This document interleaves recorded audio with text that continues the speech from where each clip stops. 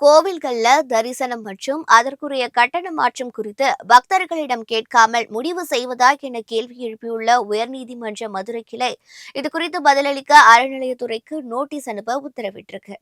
உயர்நீதிமன்ற மதுரை கிளையில திருச்செந்தூரை சேர்ந்த ராம்குமார் ஆதித்தன் என்பவர் தாக்கல் செய்த பொதுநல மனுவில் தமிழக அறநிலைத்துறையின் கீழ் உள்ள கோவில்கள்ல இடைநிறுத்த சிறப்பு தரிசனம், பிரேக் தரிசனம் மற்றும் ஏற்கனவே அமலில் உள்ள தரிசன கட்டணத்தை உயர்த்தும் போது பக்தர்களிடம் கருத்து கோர கோவில் அமைந்துள்ள மாவட்டத்தில் மட்டும் அறிவிப்பு செய்யப்படுகிறது என குறிப்பிடப்பட்டிருக்கு.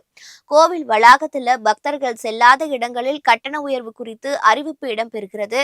இதனால் புதுவகை தரிசனம் மற்றும் கட்டண உயர்வு குறித்து பக்தர்களுக்கும் தெரிவதில்லை.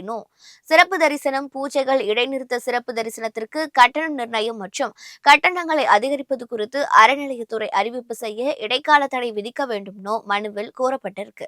இதனை விசாரித்த நீதிபதிகள் இதுகுறித்து விளக்கமளிக்க தமிழக அறநிலையத்துறை கூடுதல் தலைமை செயலர் மற்றும் ஆணையருக்கு நோட்டீஸ் அனுப்ப உத்தரவிட்டு விசாரணையை ஜனவரி 6 ஒத்தி வச்சிருக்காங்க.